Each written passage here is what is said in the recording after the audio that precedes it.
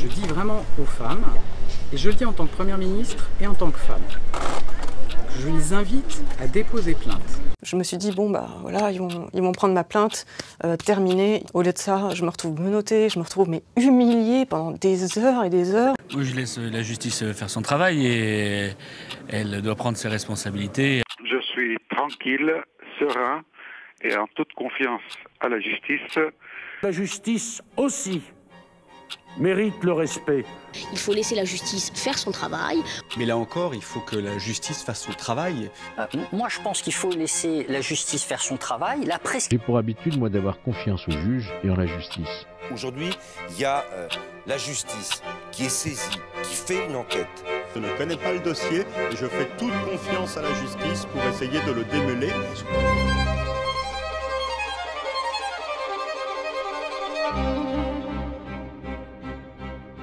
Au XVIIIe siècle, une vague de réformes judiciaires et législatives traverse l'Europe. On repense le droit, la loi et la justice. On codifie, on calcule, on mesure.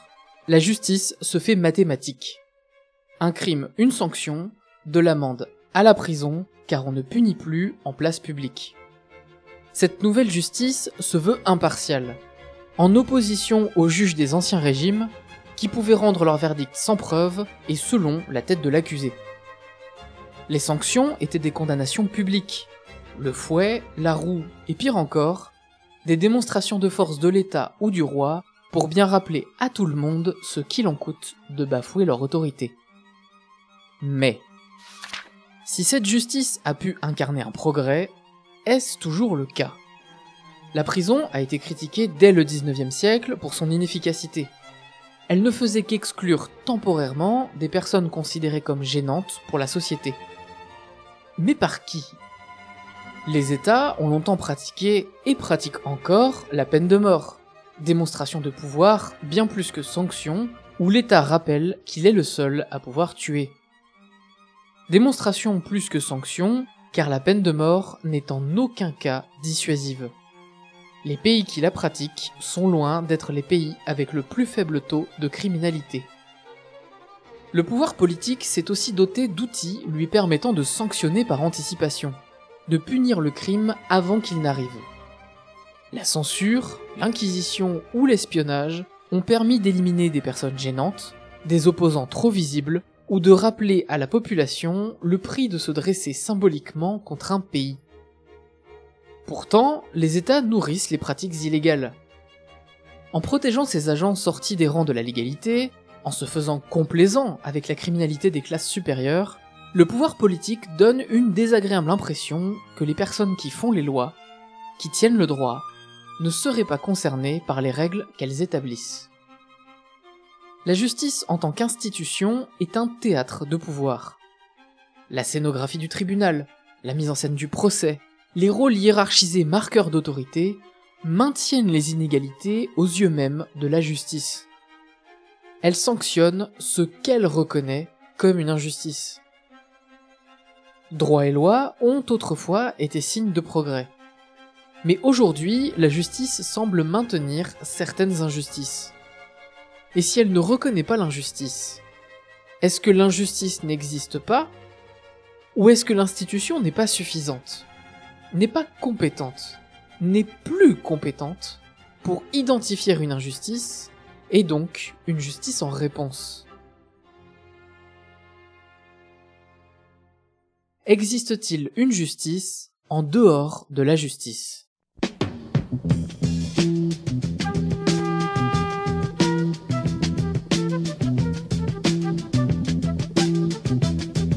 En 1968, le policier Warren B. Carlson menotte au sol le jeune afro-états-unien Gregory Clark avant de l'abattre d'une balle à l'arrière du crâne.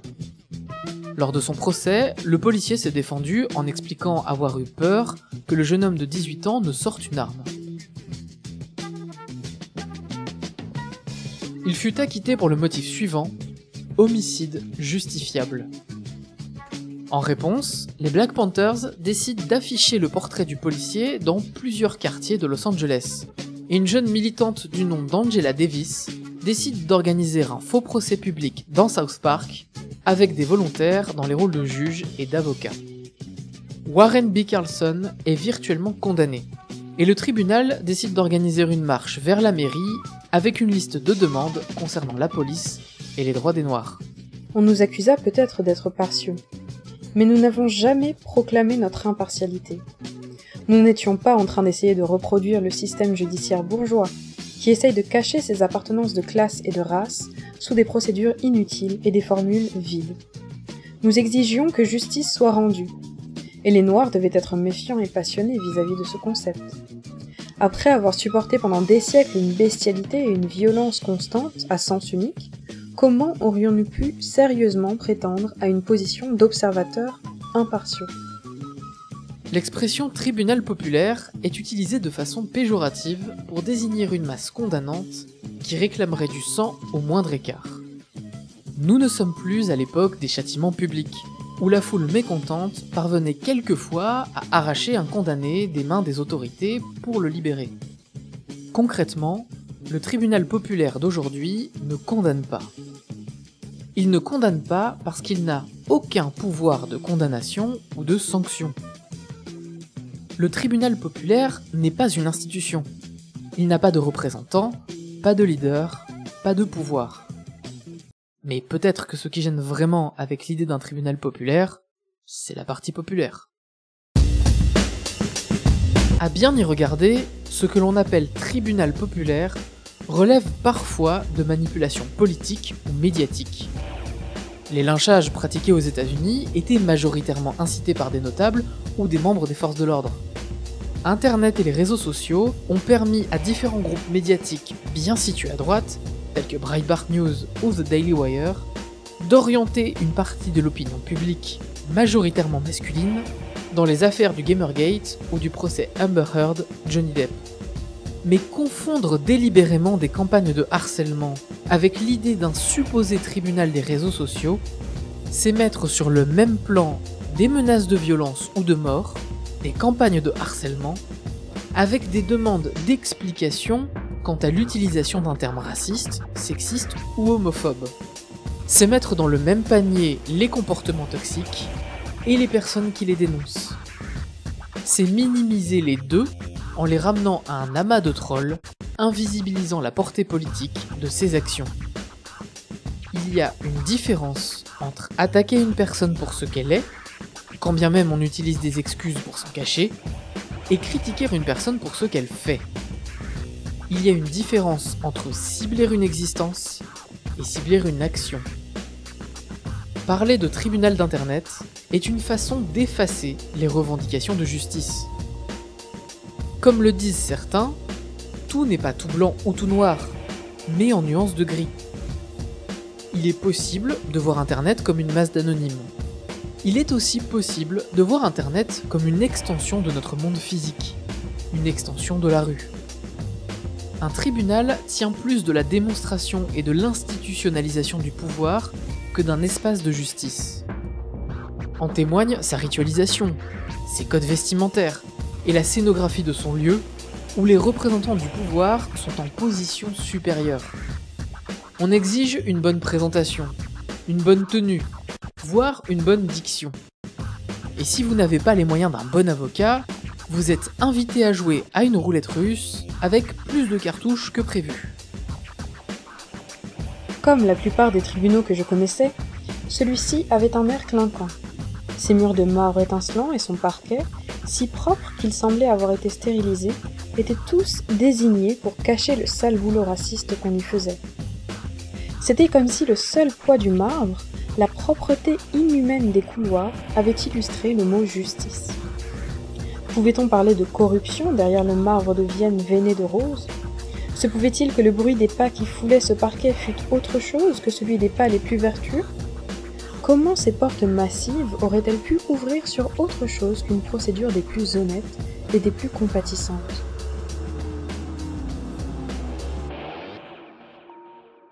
Si le tribunal d'Internet n'a ni le pouvoir d'une condamnation matérielle, ni la force symbolique et cérémonielle d'un véritable tribunal, pourquoi le qualifier de tribunal ? Parce qu'il condamne des carrières ?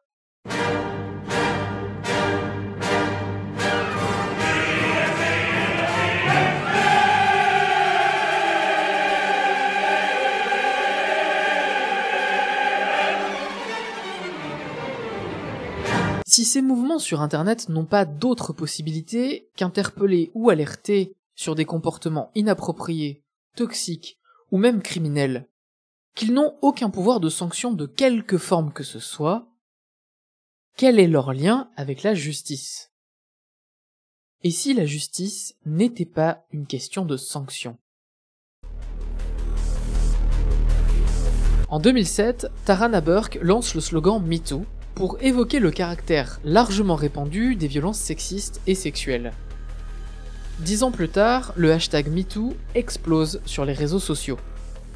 Dans le sillon des révélations sur Harvey Weinstein, producteur et violeur notoire influent à Hollywood, de nombreuses femmes révèlent à travers ce hashtag le fait d'avoir été victimes de violences sexuelles, révélant ainsi un phénomène mondial touchant toutes les couches de la société. Enfin, révélant, ça fait des décennies que les féministes le disent. En 2013, émerge le mouvement Black Lives Matter, suite à l'acquittement du policier George Zimmerman, ce dernier ayant abattu un jeune afro-états-unien non armé de 17 ans, Trayvon Martin. Le mouvement fait des émules dans le monde entier et est encore actif aujourd'hui. MeToo et Black Lives Matter ont souvent été qualifiés de vengeance. Contre les hommes, contre les autorités, un coup médiatique pour attirer l'attention. Mais là où la vengeance consiste dans le fait d'individualiser l'injustice vécue, ces mouvements rassemblent toutes les injustices vécues pour souligner leur caractère répandu, répété, systémique. Ce n'est pas un hasard si dans le cas d'injustices médiatisées évoquant une situation de racisme ou un récit de violence conjugale, les témoignages similaires s'accumulent publiquement. Les injustices ne sont qu'à de rares occasions purement individuelles, et relèvent bien plus d'un mécanisme, d'une oppression ou de construction culturelle et sociale. Je n'avais pas imaginé que ces remarques toucheraient à ce point la corde sensible d'un bon nombre de jurés. Je m'efforçais tout au long de ma déclaration de surveiller attentivement les déclarations du jury. Au moment où je soulignais que la thèse du juge était basée sur la suprématie masculine, les femmes hochèrent la tête, et leurs visages arborèrent des expressions d'assentiment. Parce qu'elles étaient des femmes, elles avaient, elles aussi, été accusées d'agir de façon irrationnelle et en fonction de leurs émotions. À l'opposé de la vengeance, à l'opposé d'une justice individuelle, des mouvements comme MeToo ou Black Lives Matter montrent la dimension sociale, systémique de l'injustice, en proposant une justice collective. La première étape de cette justice consiste dans le fait de reconnaître l'injustice. Reconnaître l'injustice, c'est la nommer, la définir, et parfois même créer des mots spécifiques. L'absence de terme est déjà une injustice. La première étape de la justice collective consiste à reconnaître l'injustice, celle que l'on subit et celle des autres. Nier l'injustice, nier les injustices pourtant rassemblées, regroupées et identifiées, c'est nier les personnes qui les subissent et pourquoi elles les subissent. Nier les injustices ou les rabaisser à une dimension uniquement individuelle, c'est effacer leur étendue, leur portée, leur dimension systémique. Nommer, c'est faire exister. Nommer l'injustice, c'est la révéler aux personnes qui ne la vivent pas. C'est révéler les défaillances d'un système ou d'une société qu'on ne soupçonnait pas. En niant ou en minimisant l'injustice nommée, on renvoie les victimes des injustices à un statut de personne qui viendrait déranger le bon déroulement de la société en faisant exister des injustices. Tant que l'on ne nomme pas l'injustice, elle n'existe pas. Puis, la justice collective s'organise. Là encore, il n'y a pas de sanction ou même de condamnation autre qu'une condamnation symbolique. Nommer les injustices ainsi que les personnes qui relayent ou profitent de ces injustices n'a pas pour but de lancer une chasse à l'homme ou salir une personne, mais d'éviter d'autres injustices à venir. Pointer le problème du doigt, c'est indiquer la route ou la personne à ne pas suivre. Certaines personnes diront que c'est le rôle de la prison, isoler un temps les criminels afin de protéger la société, isoler le temps de la réflexion, de la réhabilitation. Mais est-ce vraiment le cas ? Les prisonniers servent de main-d'œuvre sous-payée, les prisons sont insalubres, et le taux de récidive en France est de 40%. Dès leur apparition, les prisons ont été critiquées pour leur inefficacité. Lieu de formation du crime, constitution d'un réseau, mais aussi espace où l'on meurt beaucoup, où les violences sont quotidiennes et où l'on range les indésirables, criminalisés pour leur simple existence. La prison est même un espace où se créent et se perpétuent les injustices. Les personnes déjà perçues comme violentes, criminelles ou marginales sont moins bien traitées, et plus souvent rabaissées et isolées que les autres. Le système même de la prison est source d'injustice, contre lequel s'organise une justice collective. Un soir, une jeune femme émaciée fut installée dans la cellule en face de la mienne. Au moment où nous devions fermer nos portes pour la nuit, elle était pliée en deux, le visage tordu d'angoisse. Elle avait besoin d'un secours médical rapide, mais aucun médecin ne venait. Les sœurs de mon corridor commencèrent à raconter le cas de femmes dans le même état, qu'on avait laissées pourrir dans leur cellule, qui étaient mortes pendant la nuit. Nous décidâmes de refuser de nous laisser enfermer tant qu'elles n'auraient pas reçu assistance. Ce n'est que lorsque nous eûmes pris cette mesure qu'un médecin vint l'examiner et la fit transporter à l'hôpital. La justice collective œuvre pour éviter la reproduction des injustices.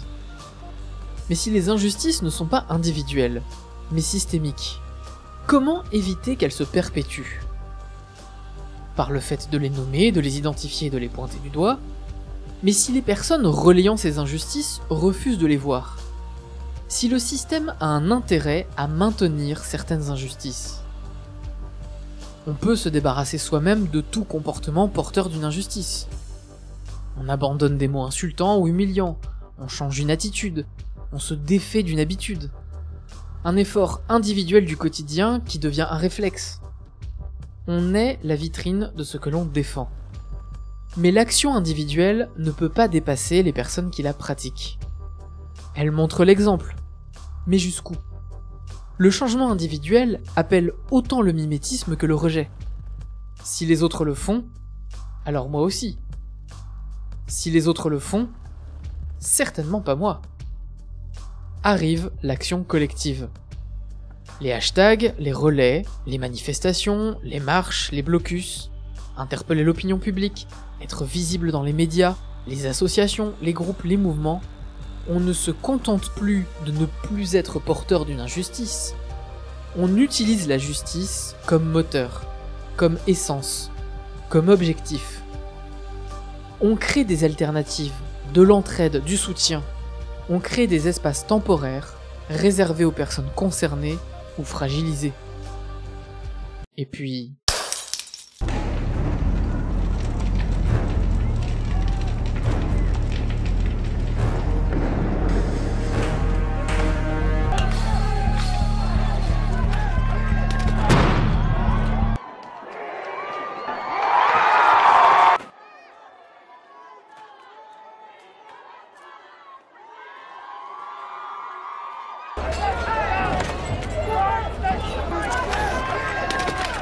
Everybody get garbage! Let's fill the club station with garbage! Burn it!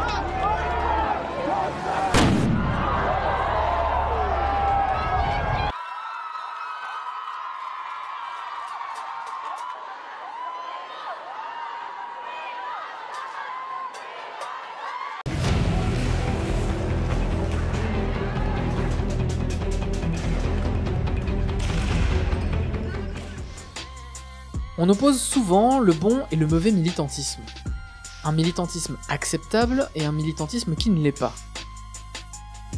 Mais acceptable pour qui? Le militantisme n'est pas une série de cases dans lesquelles on rangerait proprement ce que l'on accepte ou non. Le militantisme est un spectre. D'un côté du spectre se trouve un militantisme explicite, frontal, parfois violent.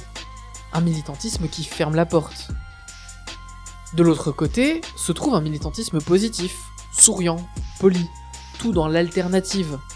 Un militantisme qui ouvre la porte. Et au milieu, des nuances de militantisme. Différentes méthodes, différents médiums.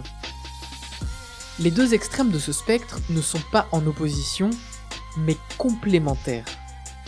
Si certaines personnes ont besoin d'un choc pour remettre en question certains a priori, il est rare que l'on apprécie se faire claquer la porte au nez. Ouvrir une porte peut attirer quelques personnes curieuses qui passent la tête ou se hasardent à un pas, mais beaucoup se contenteront d'un simple regard. Ensemble, en fermant une porte pour en ouvrir une autre, on crée un mouvement. Si certaines revendications de justice sont mesurées et construites, d'autres témoignent d'un trop-plein, d'un débordement, d'un refus de l'injustice. Et la justice en tant que concept peut entrer en conflit avec la justice en tant qu'institution. Le crime peut devenir un instrument de justice. Il n'est pas question de crime humain ou de sang versé. Le crime humain est une mauvaise chose. Pas au nom d'une quelconque sacralité de la vie, mais parce que le meurtre, que l'on soit témoin ou assassin, participe à la banalisation de la mort comme solution, et entraîne une désensibilisation au monde et aux autres. Implante l'idée que la violence n'est pas un moyen, mais une fin en soi. Le crime humain, hormis les cas désespérés d'autodéfense, est une nouvelle source d'injustice. Mais le crime matériel, les manifestations de violence matérielle, incendie, cassage, etc., peuvent être l'expression d'un besoin de justice. À force de ne pas être écouté ou même entendu, à force d'être moqué ou rabaissé dans ses revendications, il arrive que la raison et le dialogue humilié laissent place à d'autres modes d'expression. Et le crime peut devenir, sinon un instrument de justice, au moins une façon d'exprimer un besoin vital de justice. La violence peut être une nécessité, une urgence, un dernier recours, mais pas une caractéristique et encore moins une finalité. La violence matérielle liée à la justice s'attaque à des symboles. On dégrade les symboles d'autorité et les abus qui vont avec. On détériore le pouvoir et ses excès. On endommage les sources des injustices. C'est une violence de réponse.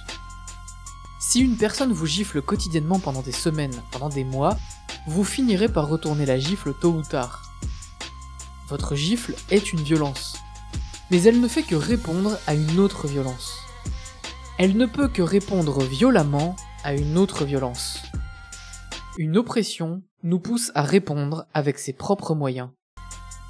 On peut questionner la portée de mouvements comme MeToo ou Black Lives Matter. On peut interroger la portée du militantisme LGBT, féministe, antiraciste, antivalidiste ou antispéciste. Aucune manifestation, aucun livre, aucune musique, aucun sit-in, aucune action spectaculaire ne changera un système source d'injustice d'un claquement de doigts. Mais ces mouvements, ces groupes, nourrissent nos réflexions, questionnent nos représentations et ont un impact médiatique et culturel. La parole se libère. On nomme les injustices. On les expose. Pas toutes, pas toujours, mais de plus en plus. Ce désir de justice influence la pop culture. Qui sait combien d'œuvres récentes auraient vu le jour sans un travail militant pour la reconnaissance et la justice? Il ne s'agit peut-être que de représentations, d'images, d'histoires, mais la fiction nourrit nos perceptions bien plus qu'on ne veut parfois le reconnaître. La pop culture participe à notre conscientisation d'éléments politiques. Elle nous politise sans que l'on s'en rende compte. Ce que l'on appelle justice désigne le plus souvent la justice en tant qu'institution. Elle repose sur la loi et le droit. Le droit est un calcul, une formule mathématique de ce qu'on peut et ne peut pas faire. Le droit actuel ne tient pas compte du vécu et des individualités, hormis de rares cas médiatisés ou exceptionnels qui entraînent une mise à jour de ce droit.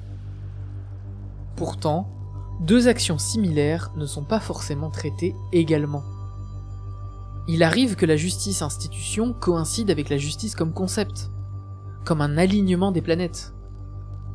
La justice institution, bien que mathématique, bien que grille de lecture, individualise des injustices plus générales. La justice comme concept n'est pas calculable. Dans une société source de nombreuses injustices, La justice implique un profond changement social, économique et culturel. Opposer les inégalités dans une compétition de qui est le plus opprimé, qui est le plus dominé ou qui est le plus exploité, c'est favoriser les injustices. C'est tirer la couette à soi quand tout le monde a froid. La justice doit prendre en compte la diversité des injustices et ne pas s'enfermer dans une vision obtuse et archaïque d'une injustice qui ne serait qu'économique. S'affirmer plus victime que les autres quand on ne comprend pas l'injustice vécue par les autres, c'est favoriser les injustices. La justice va au-delà de soi, parce que les injustices ne sont pas uniques, parce que d'autres subissent des injustices.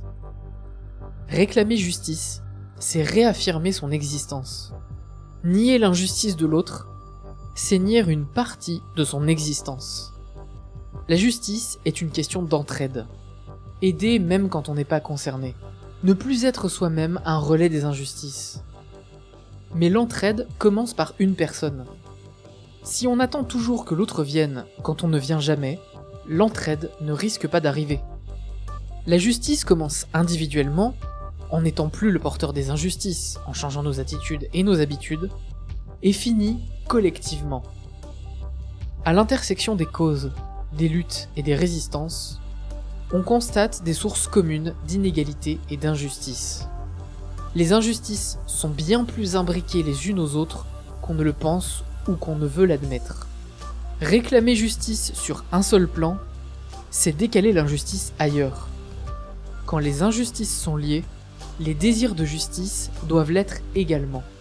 Bien que nous fussions en train de devenir plus forts, la balance du pouvoir penchait toujours irrésistiblement du côté de nos ennemis.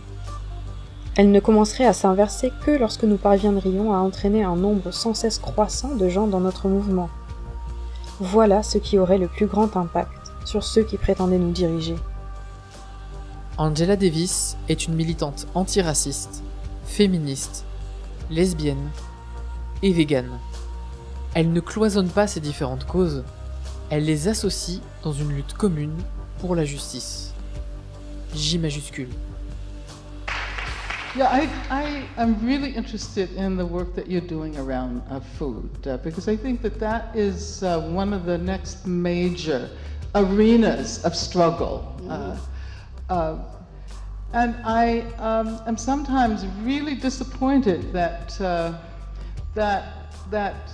many of us can assume that we are these radical activists, but we don't know how to reflect on the food that we put in our own bodies. We don't realize the extent to which we are implicated in the whole process of capitalism by participating uncritically in the food politics offered us by the great corporations.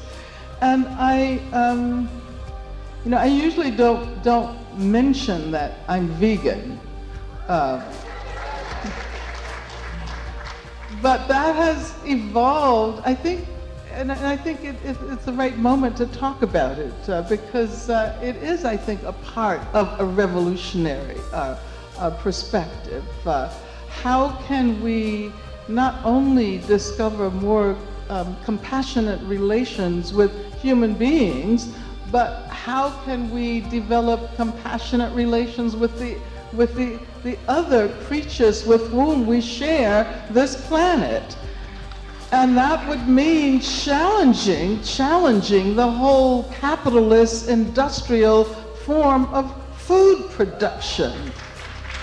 It would mean being aware, driving up the interstates and driving down 5 and down to LA, seeing all of the cows on all of the ranches there. Most people don't think about the fact that they're eating animals. When they, eat a steak or eat a chicken, most people don't think about the horrendous suffering that those animals must endure simply in order to become food products to be consumed by human beings. And I think that the lack of critical engagement with the food that we eat demonstrates the extent to which the commodity form has become the primary way in which we perceive the world. We don't go further than what Marx called the exchange value of the actual object. We don't think about the relations that object embodies and that were important to the production of that object.